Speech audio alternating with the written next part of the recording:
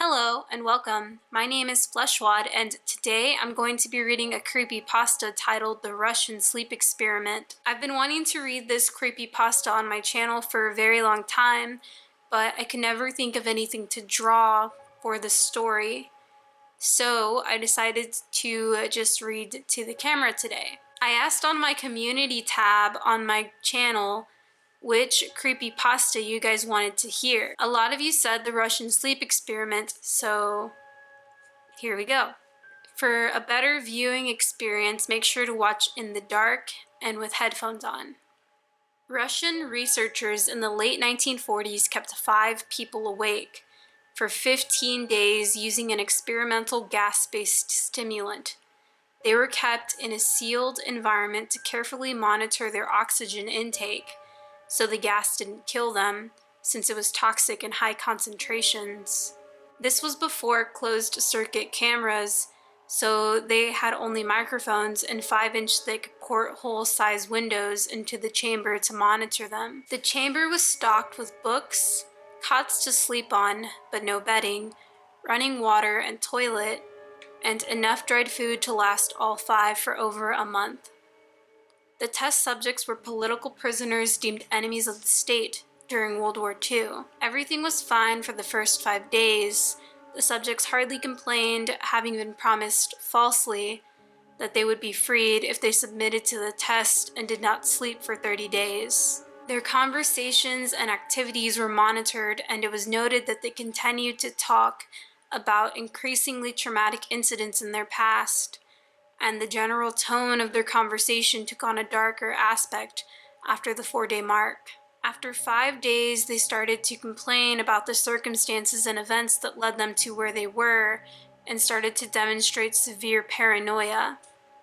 They stopped talking to each other and began alternately whispering to the microphones and one-way mirrored portholes. Oddly, they all seemed to think they could win the trust of their experimenters by turning over their comrades, the other subjects in captivity with them. At first, the researchers suspected this was an effect of the gas itself. After 9 days, the first of them started screaming. He ran the length of the chamber repeatedly, yelling at the top of his lungs for 3 hours straight. He continued attempting to scream, but was only able to produce occasional squeaks. The researchers postulated that he had physically torn his vocal cords.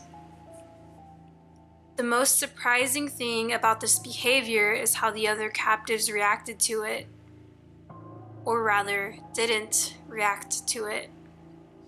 They continued whispering to the microphones until the second of the captives started to scream. The 2 non-screaming captives took the books apart, smeared page after page with their own feces, and pasted them calmly over the glass portholes. The screaming promptly stopped.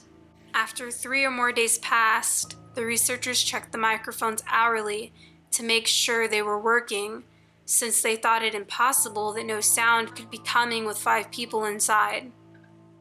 The oxygen consumption in the chamber indicated that all 5 must still be alive. In fact, it was the amount of oxygen 5 people would consume at a very heavy level of strenuous exercise.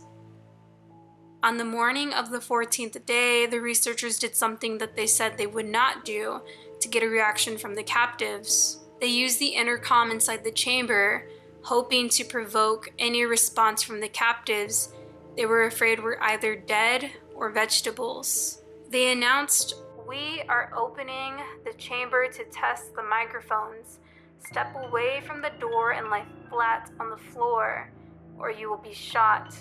Compliance will earn one of you your immediate freedom." To their surprise, they heard a single phrase in a calm voice respond, "We no longer want to be free." Debate broke out among the researchers and the military forces funding the research. Unable to provoke any more response using the intercom, it was finally decided to open the chamber at midnight on the 15th day. The chamber was flushed of the stimulant gas and filled with fresh air, and immediately voices from the microphones began to object. 3 different voices began begging, as if pleading for the life of loved ones, to turn the gas back on.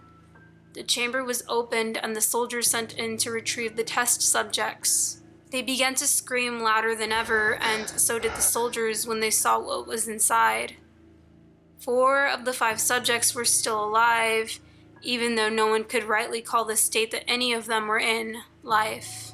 The food rations past day 5 had not been so much as touched. There were chunks of meat from the dead test subjects' thighs and chests stuffed into the drain in the center of the chamber, blocking the drain and allowing 4 inches of water to accumulate on the floor. Precisely how much of the water on the floor was actually blood was never determined. All 4 surviving test subjects also had large portions of muscle and skin torn away from their bodies. The destruction of flesh and exposed bone on their fingertips indicated that the wounds were inflicted by hand, not with teeth, as researchers initially thought. Closer examination of the position and angles of the wounds indicated that most, if not all of them, were self-inflicted. The abdominal organs below the rib cage of all the 4 test subjects had been removed, while the heart, lungs, and diaphragm remained in place. The skin and most of the muscles attached to the ribs had been ripped off, exposing the lungs through the rib cage. All the blood vessels and organs remained intact. They had just been taken out and laid on the floor, fanning out around the eviscerated but still living bodies of the subjects. The digestive tract of all 4 could be seen to be working, digesting food. It quickly became apparent that what they were digesting was their own flesh that they had ripped off and eaten over the course of days. Most of the soldiers were Russian special operatives at the facility, but still, many refused to return to the chamber to remove the test subjects. They continued to scream to be left in the chamber and alternately begged and demanded that the gas be turned back on, lest they fall asleep. Everyone surprised, the test subjects put up a fierce fight in the process of being removed from the chamber. One of the Russian soldiers died from having his throat ripped out. Another was gravely injured by having his testicles ripped off and an artery in his leg severed by one of the subject's teeth. Another 5 of the soldiers lost their lives, if you count the ones that committed suicide in the weeks following the incident. In the struggle, one of the 4 living subjects had his spleen ruptured and he bled out almost immediately. The medical researchers attempted to sedate him, but this proved impossible. He was injected with more than 10 times the human dose of a morphine derivative and still fought like a cornered animal, breaking the ribs and arm of one doctor. When heart was seen to beat for a full 2 minutes after he had bled out to the point there was more air in his vascular system than blood. Even after it stopped, he continued to scream and flail for another 3 minutes, struggling to attack anyone in reach and just repeating the word more over and over, weaker and weaker, until he finally fell silent. The surviving 3 test subjects were heavily restrained and moved to a medical facility, the 2 with intact vocal cords continuously begging for the gas, demanding to be kept awake. The most injured of the 3 was taken to the only surgical operating room that the facility had. In the process of preparing the subject to have his organs placed back within his body, it was found that he was effectively immune to the sedative they had given him to prepare him for the surgery. He fought furiously against his restraints when the anesthetic gas was brought out to put him under. He managed to tear most of the way through a 4-inch wide leather strap on one wrist, even through the weight of a 200-pound soldier holding that wrist as well. It only took a little more anesthetic than normal to put him under, and the instant his eyelids fluttered and closed, his heart stopped. In the autopsy of the test subject that died on the operating table, it was found that his blood had triple the normal level of oxygen. His muscles that were still attached to his skeleton were badly torn, and he had broken 9 bones in his struggle to not be subdued. Most of them were from the force his own muscles had exerted on them. The second survivor had been the first of the group of 5 to start screaming. His vocal cords destroyed, he was unable to beg or object to surgery, and he had only reacted by shaking his head violently in disapproval when the anesthetic gas was brought near him. He shook his head yes when someone suggested, reluctantly, they try the surgery without anesthetic. It did not react for the entire 6-hour procedure of replacing his abdominal organs and attempting to cover them with what remained of his skin. The surgeon presiding stated repeatedly that it should be medically possible for the patient to still be alive. One terrified nurse assisting the surgery stated that she had seen the patient's mouth curl into a smile several times whenever his eyes met hers. When the surgery ended, the subject looked at the surgeon and began to wheeze loudly, attempting to talk while struggling. Assuming this must be something of drastic importance, the surgeon had a pen and pad fetched so the patient could write his message. It was simple: keep cutting. The other 2 test subjects were given the same surgery, both without anesthetic as well, although they had to be injected with a paralytic for the duration of the operation. The surgeon found it impossible to perform the operation while the patients laughed continuously. Once paralyzed, the subjects could only follow the attending researchers with their eyes. The paralytic cleared their system in an abnormally short period of time, and they were soon trying to escape their bonds. The moment they could speak, they were again asking for the stimulant gas. The researchers tried asking why they had injured themselves, why they had ripped out their own guts, and why they wanted to be given the gas again. Only one response was given: I must remain awake. All 3 subjects' restraints were reinforced and they were placed back into the chamber, awaiting determination as to what should be done with them. The researchers, facing the wrath of their military benefactors for having failed the stated goals of their project, considered euthanizing their surviving subjects. The commanding officer, an ex-KGB, instead saw potential and wanted to see what would happen if they were put back on the gas. The researchers strongly objected but were overruled. In preparation for being sealed in the chamber again, the subjects were connected to an EEG monitor and had their restraints padded for long-term confinement. To everyone's surprise, all 3 stopped struggling the moment it was let slip that they were going back on the gas. It was obvious that at this point, all 3 were putting up a great struggle to stay awake. One of the subjects that could speak was humming loudly and continuously. The mute subject was straining his legs against the leather bonds with all his might, first left, then right, then left again for something to focus on. The remaining subject was holding his head off his pillow and blinking rapidly.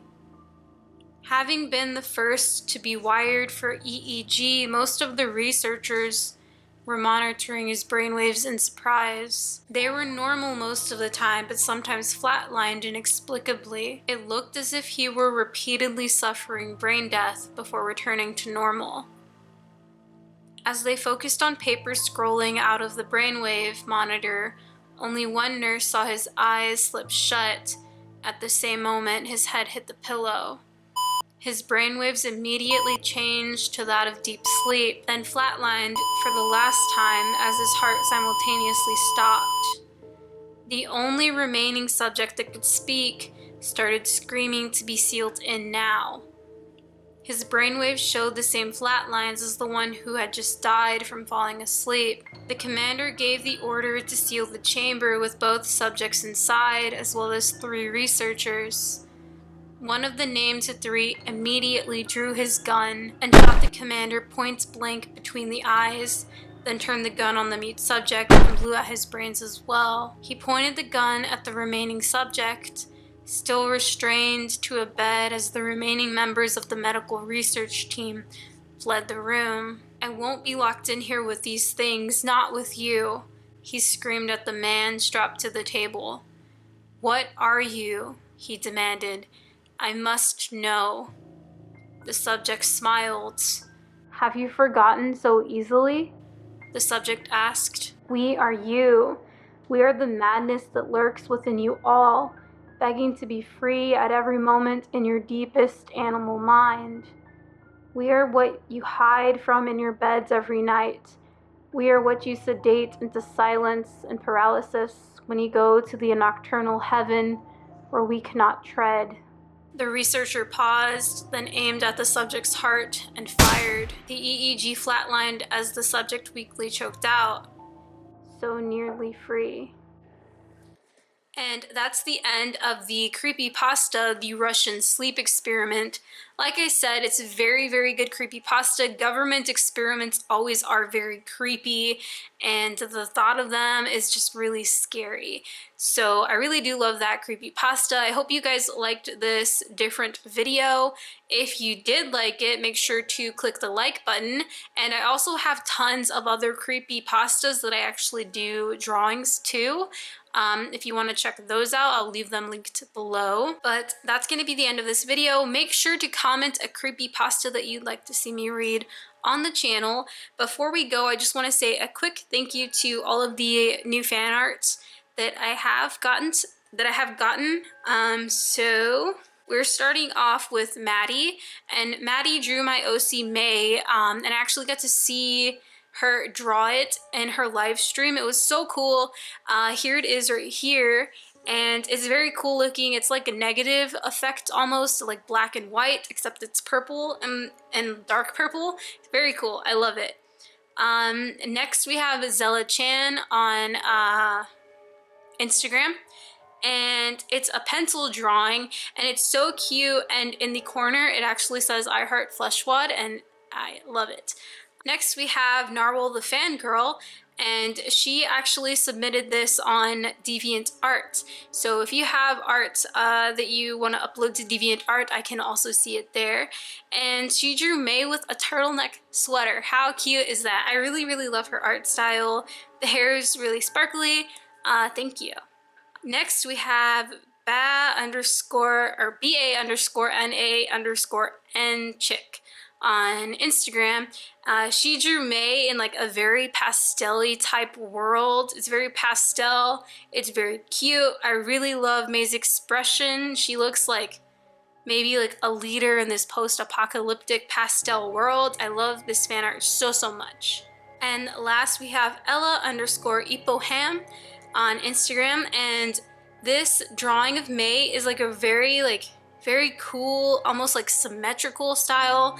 I love it so, so much, and she just looks really like in charge. She looks really cool. So I just want to say thank you on behalf of May.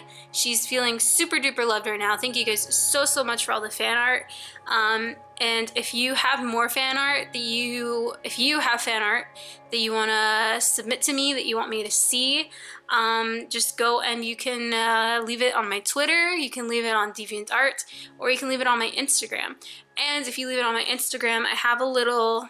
Okay, on my Instagram, I have a fan art highlights, and so I do post all of the fan art that I've gotten on there. So if you do submit fan art to me, that's where it will end up. That's going to be the end of this video. Thank you guys so, so much for watching. I hope you enjoyed, and I hope it creeped you out at least a little bit, and I will see you in the next video. Bye! Before we go, I just want to say a quick thank you to everyone who commented on the post that I posted in the community tab. Thank you to all of you who suggested the Russian sleep experiment. Shoutouts to Polonway, Space Kiddo Sammy, Liz Light, Mickey Minu Art, Lunar, Carm Christian, Shea Pretty Shield, Kiera Pecos, It's Me _Nikki, Isabella Balcercel, sorry, Unnormal Lucy, Tea Sipper, Zara Mobin, Skipper Loves You, Reese the Animator, Nasty Cole, Rosie Gomez, Ishal Khan, Danielis Rivera, and that's it. Be sure to suggest creepypasta stories down below, and if I pick yours, I will probably give you a shout out. Thank you guys so much for watching, and I hope to see you in the next video. Bye!